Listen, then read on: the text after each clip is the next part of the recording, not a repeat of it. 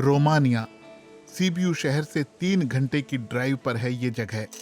कुछ वैज्ञानिक यूरोप के शायद सबसे सुंदर और सबसे बड़े प्राचीन जंगल में फील्ड स्टडी कर रहे हैं। रिसर्चरों के लिए ये जंगल एक छुपा हुआ खजाना है, जिसमें से बहुत कुछ अभी सामने आना बाकी है। ये जंगल अनछुई प्रकृति की झलक देता है। यहाँ इंसानी दखल ना के बराबर है। ये बोया मीका घाटी है। बोया मीका बहुत खास है क्योंकि ये यूरोप की उन चंद घाटियों में है जहाँ कोई रास्ता नहीं है, बस जंगल है। यहाँ तक पहुँचना बहुत ही मुश्किल है। प्राग यूनिवर्सिटी के वैज्ञानिक पिछले 5 साल से लगातार यहाँ आ रहे हैं, क्योंकि ये उनकी रिसर्च के लिए आदर्श जगह है। पर्वत की चोटी से लेकर घाटी तक लगभग 1000 हेक्टेयर में फैला घना अनछुआ जंगल। यूरोप में ये मिलना आजकल बहुत दुर्लभ है। यूरोप में जितना भी जंगल क्षेत्र है, उसमें से लगभग 95% इंसानों के उगाए व्यावसायिक जंगल हैं। अगर आपको जानना है कि प्राकृतिक जंगल कैसे काम करता है, तो आपको बोया मीका जैसी जगहों पर जाना पड़ेगा। सिर्फ यहाँ पर वैज्ञानिक जंगल के इकोसिस्टम का उसके मूल परिवेश में अध्ययन कर सकते हैं। इस तरह की जगहों को बचाना बहुत जरूरी है, खासकर जलवायु परिवर्तन के दौर में। ऐसी घाटियां अकेली जगह है जहां हम देख सकते हैं कि कैसे पेड़ों की प्रजातियां परिस्थितियों के अनुसार खुद को ढालती हैं। 3 घंटे की चढ़ाई के बाद हम उस जगह पर पहुंच गए हैं जहां वैज्ञानिक आना चाहते थे। वे यहाँ पर 1 हफ्ता रहेंगे। यहाँ रहकर वे आसपास के पहाड़ों को देख सकते हैं और जंगल का अध्ययन कर उनके रहस्यों का पता लगा सकते हैं। अगले दिन सुबह सुबह रिसर्चर निकल पड़े हैं घने जंगल में। उनके पास कई तरह के मापक उपकरण हैं। यहाँ पर कुछ खोजना आसान नहीं है, लेकिन इतना साफ है कि यहाँ हम अकेले नहीं हैं। यहाँ पत्तियों पर आप भालू के पांव के निशान देख सकते हैं। देखिए, निशान एक तरह की लाइन है, बहुत बड़ी है। ये कोई दूसरा जानवर नहीं हो सकता। यहाँ पर पत्तियों के नीचे वो कोई कीड़ा ढूंढ रहा होगा।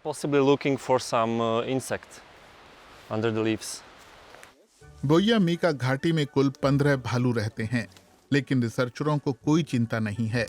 वो निडर होकर काम कर रहे हैं। वे जंगल की बारीक से बारीक जानकारी जमा कर रहे हैं। वो पेड़ों की संख्या, उनकी उम्र, ऊंचाई और प्रजाति सब जानकारी दर्ज कर रहे हैं। यही नहीं, वे तो पेड़ों के भीतर से नमूने भी लेते हैं ताकि हर पेड़ का इतिहास फिर से लिख पाएं। मेरे लिए व्यक्तिगत रूप से ये काम और पर्यावरण का बढ़िया तालमेल है। मैं ऐसे पेड़ों के बीच में हूँ जो 300 से 400 साल पुराने हैं, और ये अद्भुत है। ये प्रोजेक्ट लगभग 10 साल पहले शुरू हुआ। यूरोप में कुछ ही प्राचीन जंगल बचे हैं। उनमें वैज्ञानिक रैंडम तरीके से किसी जगह को अपने रिसर्च प्लॉट के तौर पर चुनते हैं। वे बास्केटबॉल कोर्ट के बराबर एक गोल जगह पर रिसर्च करते हैं। 9 देशों में लगभग ऐसे 1000 प्लॉट हैं। उन्होंने लकड़ी के 40,000 से ज्यादा नमूने लिए हैं।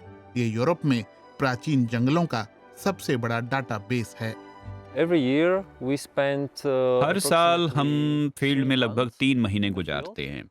ग्रुप काफी बड़े होते हैं। अभी हम फागरास पहाड़ियों में हैं। कुल 25 लोग हैं। 3 ग्रुप हैं जो अलग अलग घाटियों में बटे हैं।